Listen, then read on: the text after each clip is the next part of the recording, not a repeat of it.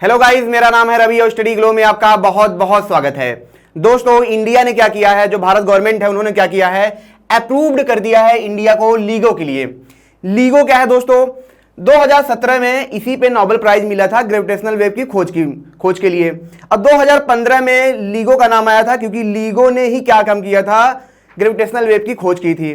तो अब हम समझेंगे लीगो क्या है, ग्रेविटेशनल वेव क्या है, ठीक है। लेकिन उससे पहले हम देख लेते हैं यहाँ पे, ठीक है। जो लीगो इंडिया में बनाया जाएगा वो कहां पे बनाया जाएगा, महाराष्ट्र में बनाया जाएगा। किस जिले में, हिंगोली में बनाया जाएगा।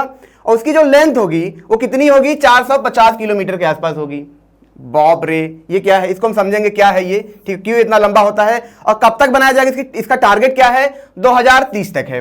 मैं आपको एक चीज और भी बता दूं कि ये जो प्रोजेक्ट है ये इतना आसान प्रोजेक्ट है नहीं, ठीक है। जैसे LHC है दुनिया की जो सबसे बड़ा महामशीन है, वैसे ही जो लीगो है, अगर हम कहें कि बहुत ज्यादा सेंसिटिव है, ठीक है। जैसे छुई मुई होता है तो मशीनों में महा छुई मुई लीगो है, ठीक है। तो इसी को गवर्नमेंट ने क्या किया है, अप्रूव्ड किया है। लेकिन आखिर लीगो है क्या, यहां पे अगर इसका फुल फॉर्म आप देखेंगे तो laser interferometer gravitational wave observatory करके इसका नाम है।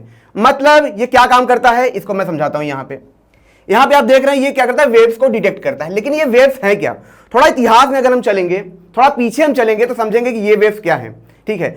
देखिए, इतिहास में चलते हैं न्यूटन के टाइम में। आपको पता है न्यूटन बहुत बड़े मैथमेटिशियन थे, गणितज्ञ थे। उन्होंने क्या खोज की थी, ग्रेविटेशनल वेव की खोज की थी, ग्रेविटेशनल फोर्स की खोज की थी। उन्होंने बताया कि दो बॉडी के बीच में क्या होता है, फोर्स काम करता है, वही क्या होता है, ग्रेविटेशनल फोर्स होता है। लेकिन उसके बाद आते हैं आइंस्टाइन, ठीक है। कुछ सालों 100-150 साल बाद आइंस्टाइन आते हैं।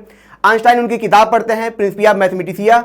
उस किताब के दौरान पढ़ के उनको एक नॉलेज मिलता है। नॉलेज क्या मिलता है, उन्हें वो देखते हैं कि ये जो न्यूटन फोर्स बताते हैं ना दो बॉडी के बीच में, ये कोई फोर्स है नहीं, ये क्या है, ये स्पेस टाइम का कर्व है।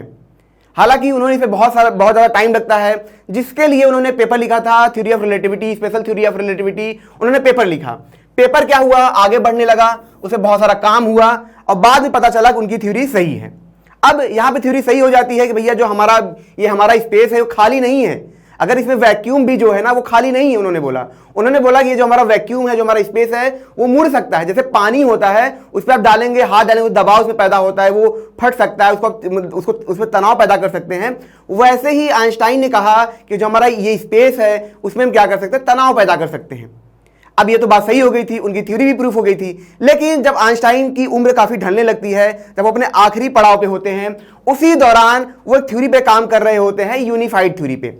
यूनिफाइड थ्योरी का मतलब एक ऐसा थ्योरी जिससे पूरी यूनिवर्स की सारी थ्योरी क्या हो, वेरीफाई हो जाए।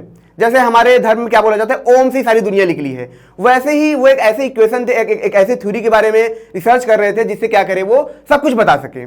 उसी के दौरान वो एक खोज पे पहुंचते हैं। उनका ये सोचना होता है, ठीक है, कि कोई बॉडी है, अब इसका चारों तरफ क्या है, स्पेस फैला हुआ है।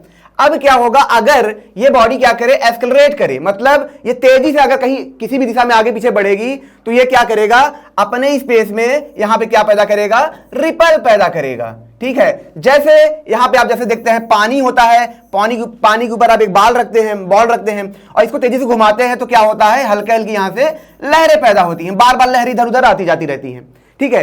तो उन्होंने बोला, आइंस्टाइन ने बोला कि अगर हमारी धरती में जरा भी हलचल पैदा होता है तो ये क्या पैदा करते हैं, ग्रेविटेशनल वेव पैदा करते हैं। लेकिन आइंस्टाइन उसी दौरान बहुत ज्यादा दुखी हो जाते हैं। दुखी क्यों हो जाते हैं, दुखी इसलिए हो जाते हैं क्योंकि जब वो गणना करते हैं तो गणना करने के बाद उनको दिखता है जो ग्रेविटेशनल वेव है वह दोस्तों बहुत ज्यादा कमजोर है, इतना कमजोर है कि उसे हम डिटेक्ट कर ही नहीं सकते हैं। वहीं पे आइंस्टाइन को लगता है कि ये कभी खोज हो नहीं पाएगी। लेकिन दोस्तों, हमेशा असंभव को संभव किया गया है, इंसानों ने ही किया है। उसी दौरान एंट्री होती है किम थॉर्ने, ठीक है। किम थॉर्ने जो इंटरस्टेलर मूवी आपने देखी होगी, तो उसमें जितने भी ब्लैक होल इन सब के बारे में बताया है वो किम थॉर्ने ने ही बताया है। तो वो एक आइडिया लेके आते हैं। आइडिया क्या लेके आते हैं, वो सोचते हैं कि ठीक है भैया, हमारी जो धरती है उसमें एक्सेलरेशन पैदा नहीं होता है, कोई बात नहीं, बहुत कम पैदा होता है, वो हम डिटेक्ट नहीं कर सकते हैं, हमारे पास कोई ऐसा इंस्ट्रूमेंट नहीं है। लेकिन ये जो ब्लैक होल होता है वो तो हमारी धरती से लाखों अरबों खरबों गुना ज्यादा बड़ा होता है। तो जाहिर सी बात है उसकी ग्रेविटी भी बहुत ज्यादा होगी, और जाहिर सी बात है जब उनकी ग्रेविटी बहुत ज्यादा होगी तो जब वो घूमेंगे तो वहां से जो लहरें पैदा होंगी वो बहुत ज्यादा मात्रा में होंगी, उनको हम डिटेक्ट कर पाएंगे। सिंपल सा मतलब ये है कि तालाब है, तालाब में मच्छर गिर जाए तो वो लहरें हमारे पास नहीं आती हैं अगर आप किनारे पे हैं, लेकिन उसी तरह में कोई बड़ा सा ईटा फेंक दे तो लहरें हमारे पास आ जाती हैं। तो सेम चीज यहां पे था, यहां पे उन्होंने सोचा कि अगर ब्लैक होल क्या होंगे, एक्सेलरेट करेंगे, मतलब तेजी से घूमेंगे, तो क्या होगा, उनकी लहरें धरती तक आएंगी, और जब धरती तक लहरें आएंगी तो धरती को क्या करेंगी, थोड़ा सा स्ट्रेच करेंगी, पिचकाएंगी, ऐसे ऐसे बंपिंग करेंगी हल्का सा। ये उनका सोचना था। फिर क्या होता है, दो ब्लैक होल होते हैं, ये दूरबीन से देखते हैं कि भैया दो ब्लैक होल लड़ने वाले हैं, और लड़ने के बाद इनका वेव यहां धरती पे आएगा, ठीक है। अब क्या होता है, जो किम थॉर्ने होते हैं, जो यूएस गवर्नमेंट होती है, वो एक प्रोजेक्ट पास करती है। उस प्रोजेक्ट में क्या होता है कि यहां पे दो लेंथ के, यहां पे जैसे आप देख रहे हैं, ये दो लेंथ के क्या होते हैं, वैक्यूम पाइप बनाए जाते हैं। ये बहुत लंबे लंबे, बहुत दूर दूर तक होते हैं। इसमें क्या होता है, यहां पे एक लेजर लगा होता है, यहां पे आप देख रहे हैं, और इसी लेजर से दोनों साइड, एक टाइम पे दोनों साइड पे क्या निकलती है, वेव निकलती हैं, और ये वेव वापस टकरा के वापस आ जाती हैं, ठीक है। जैसे यहाँ पे अगर दो इंसान हैं, दोनों की स्पीड सेम है, तो जितने टाइम में वहां पे जाएंगे, दोनों टाइम उतने टाइम में वहां वापस आएंगे। लेकिन अगर ये वेव आती है, अब देखिए यहाँ पे यूएस जो लीगो के साइंटिस्ट, उन्होंने सोचा अगर ये जब वेव आएगी यहाँ पे, तो वेव क्या करेगी, इसको तानेगी। जैसा कि मैंने बताया कि स्पेस क्या होता है, तनता है, और किसकी वजह से तनता है, जब कोई बॉडी एक्सेलरेट करता है, तो जब ये वेव यहाँ पे आएंगे तो तनेगा, ठीक है। तो जब ये तनेगा तो जो वेव यहाँ पे गई थी, इनको आने में यहाँ पे वक्त लगेगा।